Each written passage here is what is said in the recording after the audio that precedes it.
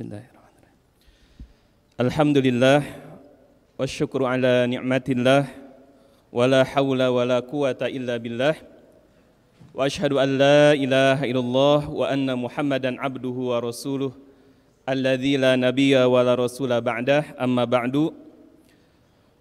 Faqala Allah ta'ala fi kitabihil azim, a'udzu billahi minasy syaithanir rajim. Bismillahirrahmanirrahim. Khudil afwa wa'mur bil urfi wa'rid 'anil jahilin, al-ayah. Hadirin jamaah salat zuhur Masjid Al-Asy'ari, as-shaimin was-shaimat rahimakumullah. Alhamdulillah, dengan kudrah dari Allah Subhanahu wa taala, pada hari ini Allah masih memberi kesempatan kepada kita untuk meneruskan tugas kita sebagai khalifah fil ardh, sebagai hamba-hamba Allah Subhanahu wa taala. Semoga setiap langkah kita ke masjid ini menjadi pemberat amal soleh kita nanti di yaumul hisab. Amin amin ya rabbal alamin. Hadirin rahimakumullah. Di antara fungsi saum, sebagaimana diriwayatkan dalam sebuah hadis yang diriwayatkan oleh Imam Ibnu Majah dari sahabat Abu Hurairah radhiyallahu anhu, Rasulullah sallallahu alaihi wasallam bersabda, "Likulli syai'in zakatun wa zakatul jasadi as-saumu." Bagi setiap perkara itu ada pembersihnya, ada zakatnya. Untuk membersihkan harta dengan zakatul mal, membersihkan jiwa ada zakatul fitr, dan perkara-perkara yang lain juga ada pembersih-pembersihnya. Di rumah kita ada pembersihnya. Untuk bodi jasad kita, kita bersihkan juga dengan berbagai sampo, dengan berbagai sabun dan sebagainya. Dan sesungguhnya ada pembersih jasad yang hakiki, namanya as-saumu. Sebagaimana Rasulullah tadi bersabda, likulli syai'in zakatun, setiap perkara itu ada pembersihnya. Wa zakatul jasadi as-saumu, dan saum adalah pembersih jasad kita. Maka di antara hasil yang ingin kita peroleh dari pelaksanaan saum ini adalah saum mampu membersihkan fisik secara kesehatan dan juga nafsu kita secara ma'nawiyah, terhindar, dibersihkan dari segala kotoran-kotoran penyakit-penyakit jasad dan hati kita.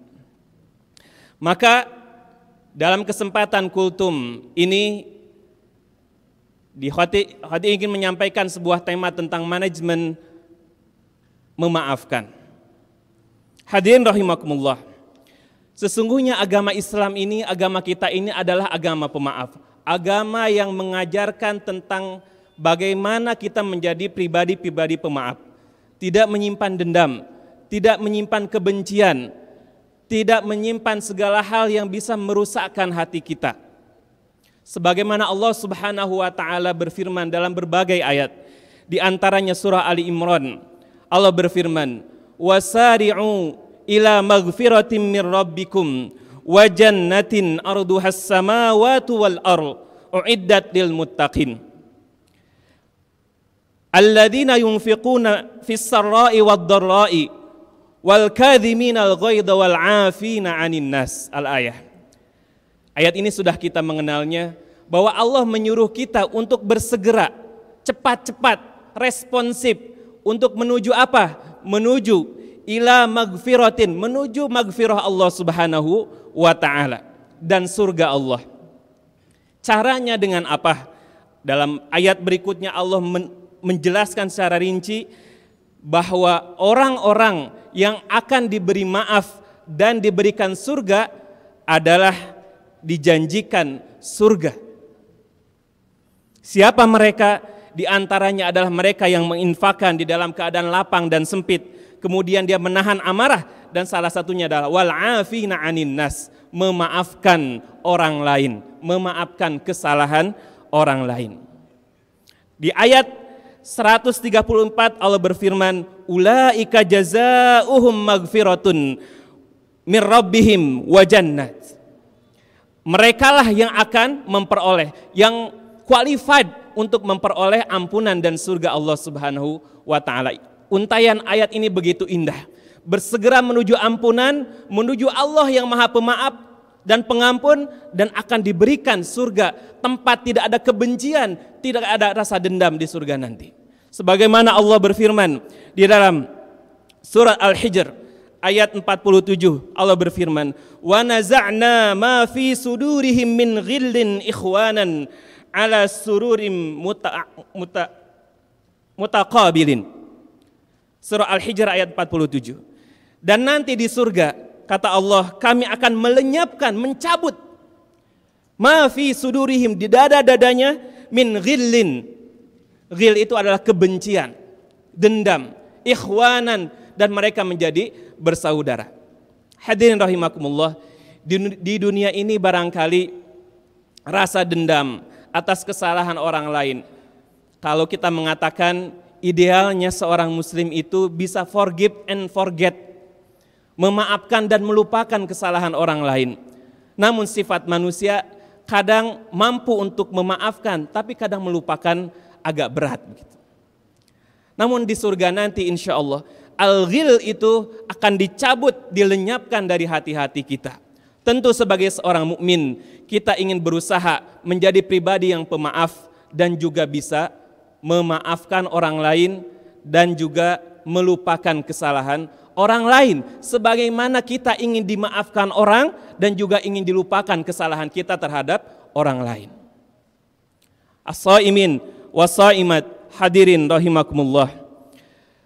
Manfaat dari memaafkan banyak sekali, atau benefit yang akan kita peroleh dari sikap mudah memaafkan orang lain.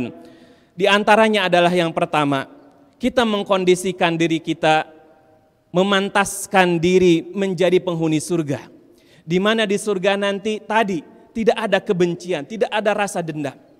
Bahkan dengan memaafkan, hati kita akan menjadi lebih itminan, lebih tenang. Dan itu yang akan dipanggil oleh Allah Subhanahu wa taala, sebagaimana Allah berfirman di dalam surah Al-Fajr. Allah akan menyeru jiwa-jiwa yang tenang. Ya ayyatuhan nafsul mutmainnah, irji'i ila rabbiki radiyatan mardiyah. Jiwa-jiwa yang tidak ada dendam, jiwa-jiwa yang tenang, jiwa-jiwa yang mudah memaafkan, itulah yang akan dipanggil oleh Allah untuk menuju surganya. Kemudian yang kedua, benefit yang akan kita peroleh ketika kita menjadi pribadi yang mudah memaafkan adalah kita menjadi pribadi jiwa-jiwa yang kuat dan sehat. Kenapa? Karena menurut penelitian kesehatan, hadirin rahimakumullah, sebagaimana sebuah penelitian di rumah sakit John Hopkins di Amerika Serikat, ya, mengatakan bahwa memaafkan akan menurunkan resiko jantung, mengurangi tekanan darah, serta mengurangi stres dan depresi. Bahkan dalam penelitian yang lain, menguji beberapa pasien yang terkena AIDS, HIV, ternyata di antara pasien itu yang mudah memaafkan, daya tahannya lebih tinggi, lebih kuat.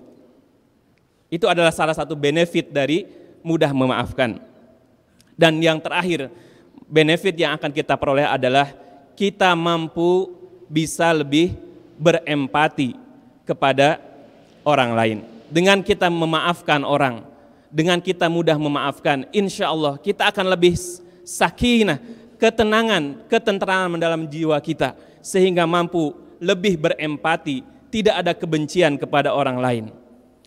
Dan hadirin rahimakumullah, maka dari itu kita senantiasa diajarkan oleh Allah Subhanahu wa taala secara langsung. Di dalam surah Al-Hasyr, Allah mengajarkan sebuah doa kepada kita, sebagaimana mengisyaratkan tentang perilaku kaum muhajirin dan ansor, kemudian generasi sesudah mereka adalah orang-orang yang senantiasa berdoa kepada Allah. Walladzina ja'u min ba'dihim yaquluna rabbana ighfir lana wa li ikhwanina alladzina sabaquna bil iman wa la taj'al fi qulubina ghillan lil ladzina amanu rabbana innaka raufur rahim. Dan orang-orang generasi setelah mereka muhajirin dan ansor, mereka senantiasa meminta ampunan kepada Allah. Terlebih di bulan Ramadan ini, bulan maghfirah, Terlebih nanti di 10 hari terakhir kita diperintahkan untuk disunnahkan berdoa, Allahumma innaka afuun tuhibbul afwa fa'fu anna. Ya Allah, Engkau Maha Pengampun, bukan hanya Ghafur tapi juga pemaaf. Ghafur itu mengampuni atau memaafkan, tapi kalau af itu menghapuskan catatan dosa-dosa kita. Itu yang ingin kita tanamkan dalam diri kita terhadap kesalahan orang lain, memaafkan dan forget, lupakan. Hadirin rahimakumullah. Kemudian Allah berfirman, alladzina sabaquna wa la taj'al fi qulubina ghillan lil ladzina amanu. Dan ya Allah, jangan tanamkan kepada diri, jiwa, hati kami apa? Ghillan, kebencian, dendam terhadap saudara-saudara kami. Hadirin rahimakumullah, semoga Ramadan kali ini mampu mengkondisikan hati kita, jiwa kita menjadi pribadi-pribadi al-af, pemaaf terhadap kesalahan orang lain, dan senantiasa menjadi orang-orang yang meminta maaf kepada Allah Subhanahu wa taala. Demikian aqulu qauli hadza wa astaghfirullaha li wa lakum wal afu minkum. Wassalamu alaikum warahmatullahi wabarakatuh.